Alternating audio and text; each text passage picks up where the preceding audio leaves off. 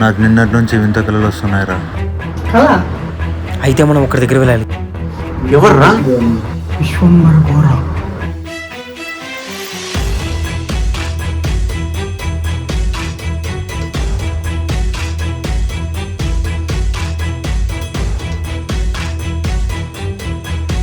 మీరేమో గవ్వలు వేసి తేలిగ్గా వెళ్ళండి అంటున్నారు. ఈ దట్టమైన అడవిలో నుంచి బయటికి ఎలా వెళ్ళాలి?